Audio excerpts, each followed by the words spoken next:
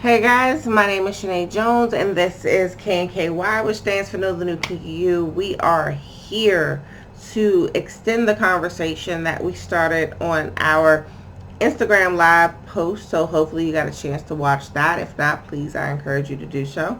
We are talking about subsets of BDSM. And in this video, we are concentrating on the B and the D.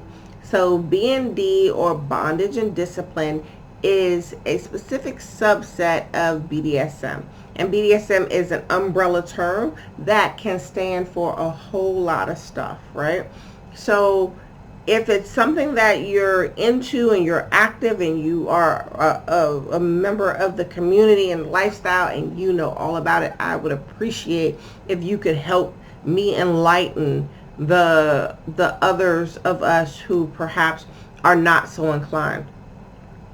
If you are a person who perhaps has a curiosity or interest, again, I appreciate you and I want you to feel free to reach out to us as a community to ask your questions and figure out what ways there are to address those questions and curiosities.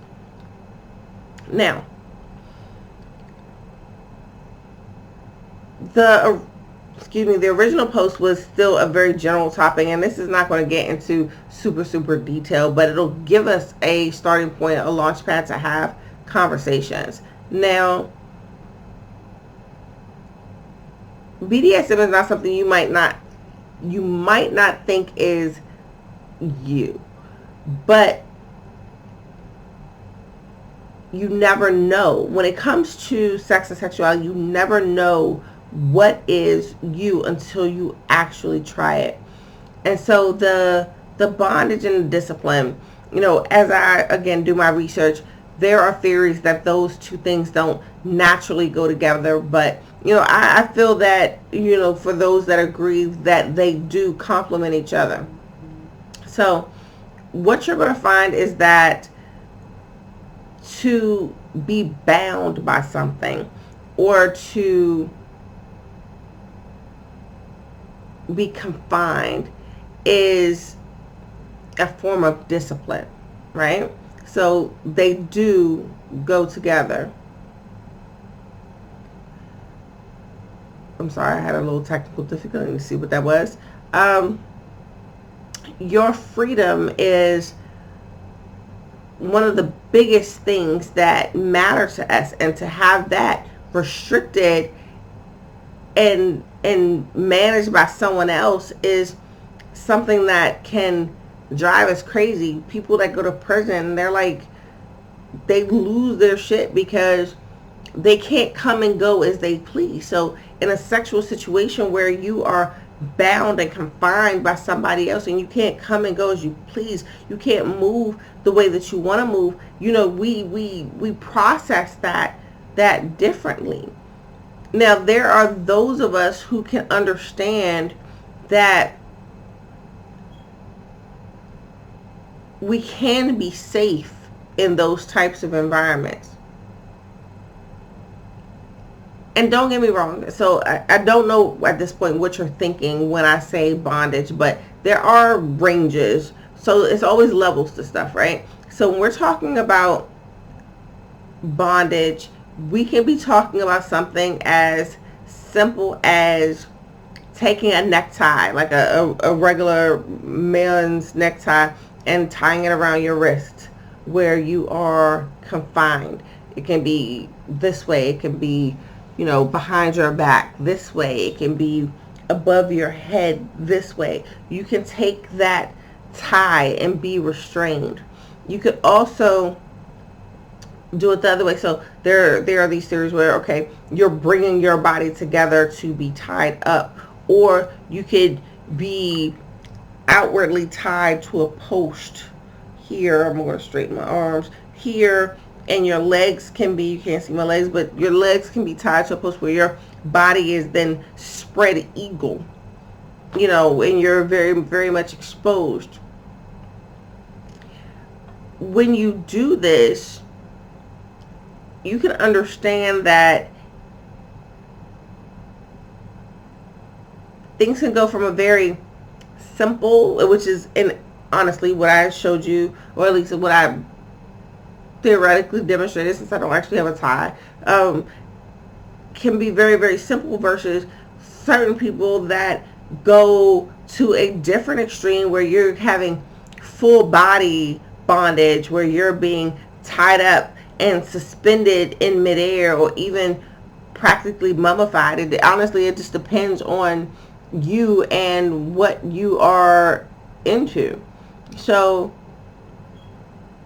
not all bondage is the same, and it from my research, it goes from where you have the again, the dominant and submissive roles may or may not play in a BD situation. Maybe. I think a lot of times it does, but it's not necessarily the case. I think that as a person, you can allow yourself to be tied up. And because, again, this is informed consent, you allow yourself to be tied up. And there are, even in that, there can be different dominant traits. But what you're trying to do in that situation is to let go. You want someone else to be in control. What we can do is understand that, to put yourself in that position, to make it so where you're in a position where you can't move and you can't leave unless someone else allows you to. It can be very intimidating.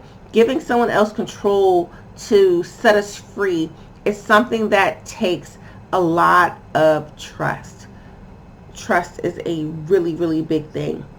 And I just want to reflect on the fact that not too long ago, I was at a party where there was a knot tying demonstration.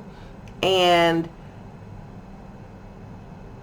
I just had to keep in mind that although there is this idea of being confined, you know that the person, if you're with a good person that you trust, that the idea is not for you to be unnecessarily hurt, right? So here's the situation. These are two females, so when I say her and her, you just keep in mind that who I'm talking about. There was this woman who allowed another woman, a dominatrix, to tie her up. And not only did she tie her up, she tied her up in a room full of people. And I don't mean like 100 people, but maybe like 20 people standing around looking at this demonstration. And it was probably the highlight of the party, if I had to say. You have all these people staring at her. And first of all, she allowed us to participate in seeing the process firsthand. And although I am not a sailor by any stretch of the imagination, I know that there are different types of knots that serve different purposes. But the knots that she showed us seemed very intricate. And so I hope to do this the right way, where I can at least kind of give you guys a glimpse into what it is that I saw. So during this particular demonstration, she, as in the dominatrix, took a rope and kind of wrapped it around, let's say she wrapped it around here very early, so above the breast line. So she wrapped it around, and in the back she tied it, and she created this knot. And then the rope came around again, and she tied it, and she wrapped it around again, and she tied it. And so there are specific knots that focus on the breast, especially above and below. So just know that the knot that I'm talking about, even though I can't really name it at this particular time, there are different knots that serve different purposes, and they are placed in different places. So it wasn't just the fact that the knots were being tied. It was also actually watching the physical expression of the woman being tied up. So the tying was very slow. It was very purposeful, and it was very intentional. It wasn't fast or rough. It wasn't like what you would see in a horror movie where you're seeing somebody being kidnapped or raped or some. No, it was very soft. It was very intentional. So the whole time while she was doing it, she was asking the woman who was being tied up, was she okay? So it was it wasn't one-sided. It was very dual-sided, I guess, to how the conversation would go.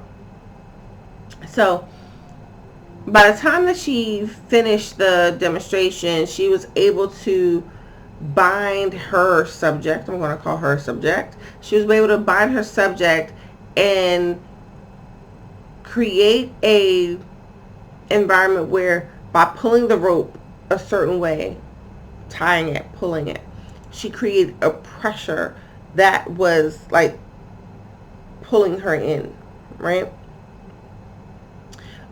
But by pulling her in and making the rope tighter, again, I was watching her face, and the expression on her face, although she seemed like there was a level of discomfort, it was also a expression of pleasure.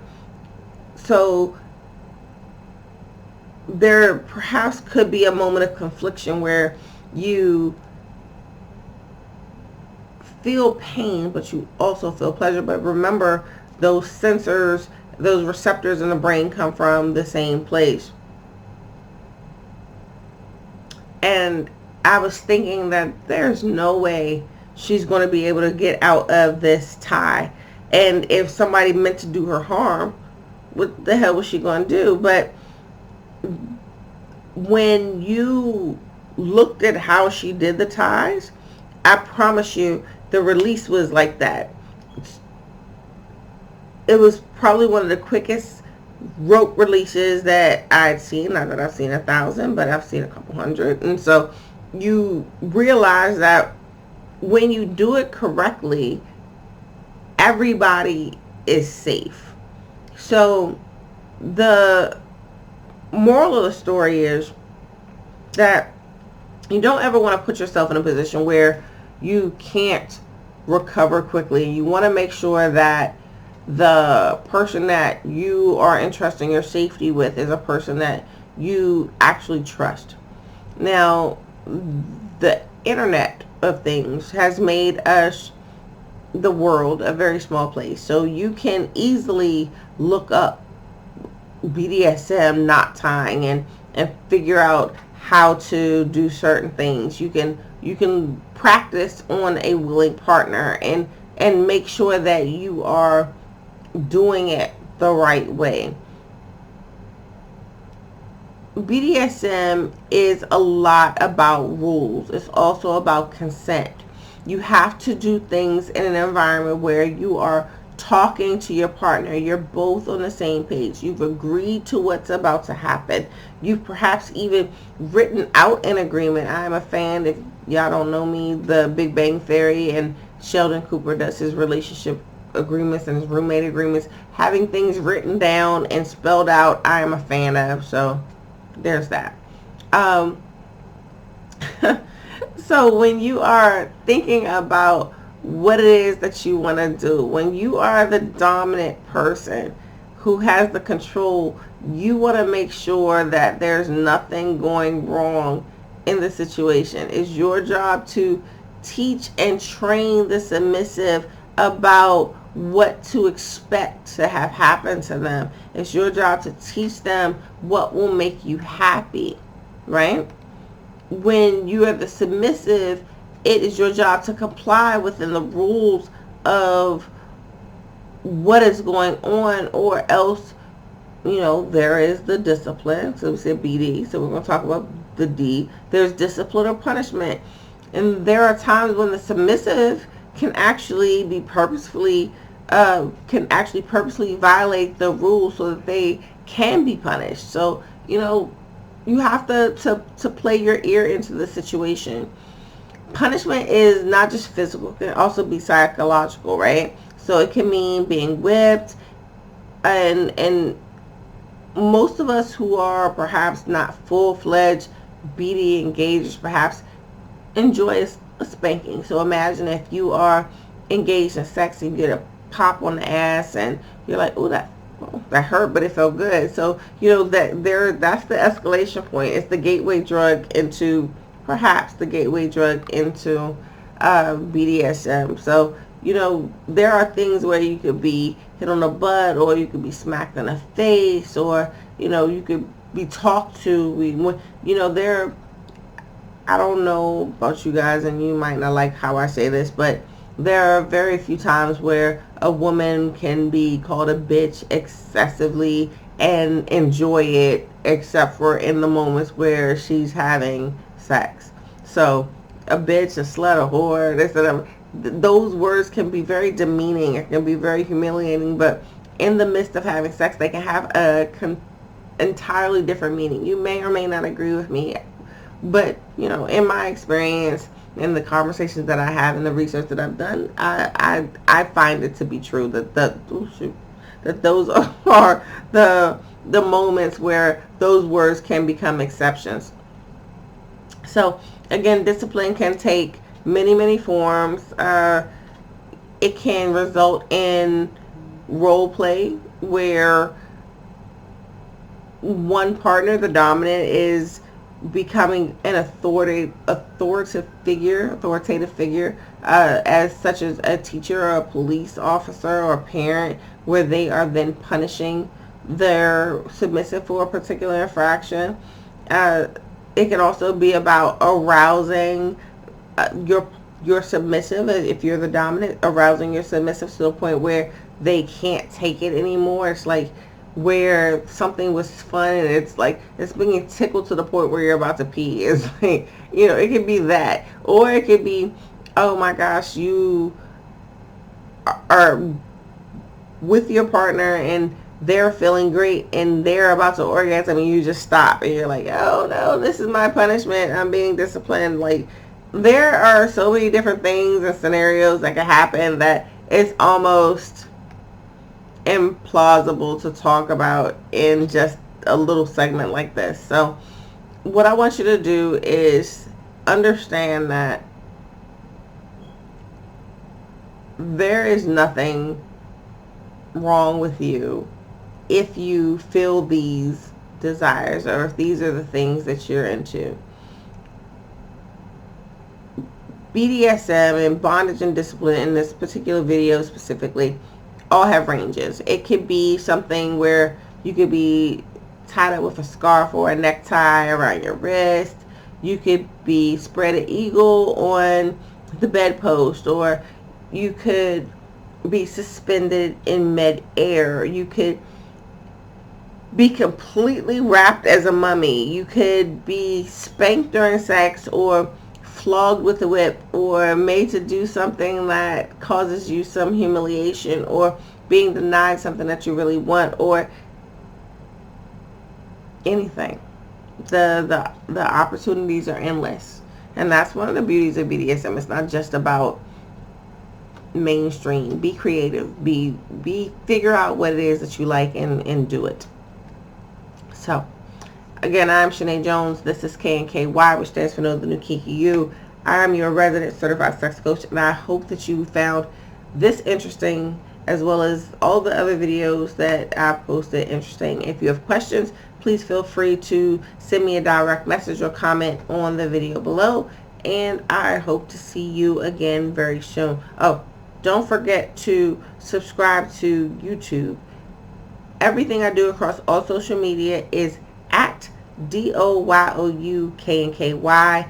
If you visit my website where there's additional information, it's www.doyouknky.com. See you soon.